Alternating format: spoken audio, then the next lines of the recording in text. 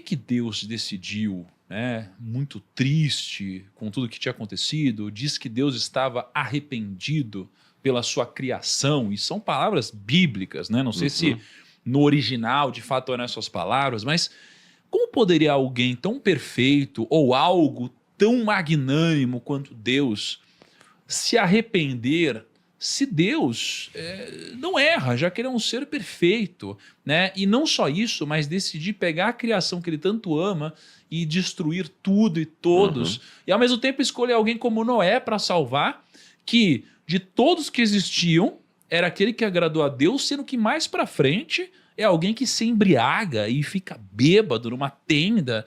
Então assim, qual é a grande explicação para Deus ter decidido destruir tudo? Bom, essa explicação ela pode passar por 3 momentos aqui na história de Noé. A primeira delas, por que Deus se arrependeu? Essa palavra em hebraico, shuv, não é só arrepender no sentido de, opa, dei mancada. É uma tristeza profunda porque algo está fora do que deveria ser. E você sabe que a linguagem humana para descrever o sentimento de Deus, ela está aquém.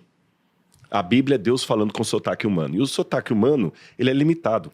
Se você conversar com um físico teórico, ele vai falar que o idioma humano não é o suficiente nem para descrever a grandeza do universo. A gente usa termos que não são precisos. Por exemplo, o físico chama até hoje de átomo o que não é átomo, porque o átomo é divisível. E o átomo significa não divisível. Ele fala de pôr do sol e nascer do sol, mas o sol não se põe nem nasce.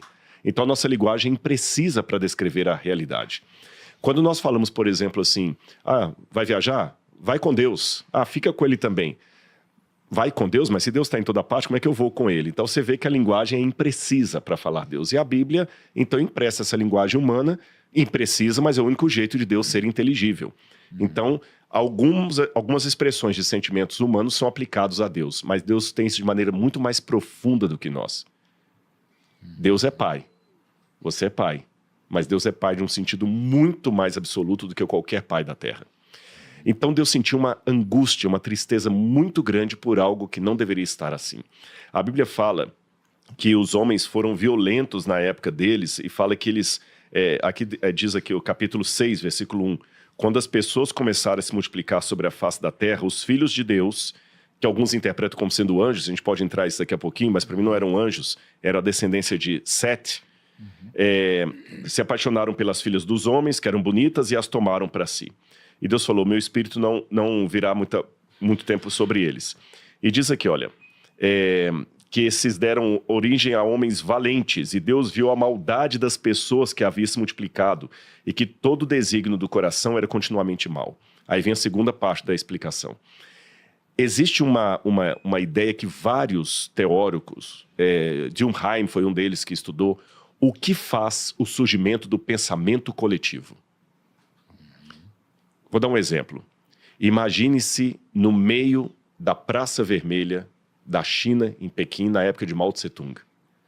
Jovens, milhões e milhões de jovens, gritando com o livro vermelho na mão e mandando matar todo mundo que era contra a revolução de Mao Tse-tung. Imagina outra cena. Milhares e milhares de jovens lá na Alemanha, em Brandemburgo, gritando Heil Hitler, e falando, vamos matar os judeus. Milhões e milhões de jovens também em outros tipos de situação, ou seja, aquele grupo ali estava coeso na maldade. De alguma maneira a maldade pegou de tal forma aquele grupo, que hoje eu olho, falei assim, gente, como é que eles podem cultuar a maldade, o nazista, o seguidor de Mao Tse-tung? Mas naquela época, cultuaram. Jovens que estão em Estado Islâmico ali, imagina gente do Estado Islâmico reunido, vários ali. Então, essa cultura coletiva do mal, de alguma maneira, tomou de tal forma a terra, que é como se você tivesse uma terra povoada por seguidores de Mao Tse-tung, ou de Hitler. E é claro que nesse grupo havia jovens que não estavam concordando com aquilo. Mas quando o mal se potencializa-se na comunidade, só um remanescente fica fiel. E esse remanescente aqui foi Noé. Você perguntou aí, mas muita gente, precisaram de milhares de pessoas para construir essa arca. certamente Noé contou com a mão de obra de outras pessoas. E por que não entraram na arca? Eu tenho duas explicações. Ou elas morreram antes do dilúvio, talvez foram perseguidas pelos outros, porque se os outros eram maus, violentos, a mão deles estava cheia de maldade, talvez eles mataram alguns e talvez aqueles que ajudaram a construir a arca foram perseguidos. De alguma maneira morreram antes do dilúvio. Ou, segunda hipótese, que não é excludente da primeira, alguns ajudaram a construir a arca, mas não foram fiéis até o fim. Que isso é uma lição. Gente que trabalhou na construção da arca e pereceu fora dela. Será que eu também estou hoje trabalhando na construção do reino de Deus, mas por não ser fiel até o fim eu vou morrer do lado de fora? E o terceiro e último elemento. A história mostra que Noé era um homem íntegro e justo perante os seus. Mas ele também cometeu erros, como por exemplo a questão da embriaguez lá e outras coisas mais. Por que a Bíblia mostrou isso? Não é que a Bíblia está passando pano nos erros das pessoas, mas ela mostra que os heróis e heroínas de Deus na Bíblia não são aquele tipo impoluto, sabe? Que eles também cometem erro. Eu gosto muito daquela autora Leonor Potter, que escreveu Poliana Moça. Maravilhoso esse livro, um clássico, a Poliana Moça.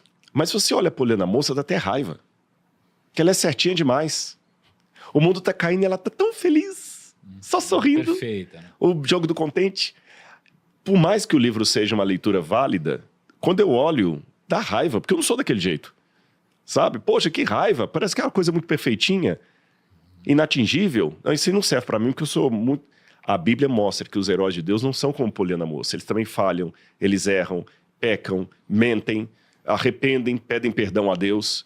Então, o que diferencia um herói de Deus de um não herói não é a vida perfeitinha, porque o herói também não tem vida perfeita. É o andar com Deus como Noé andou.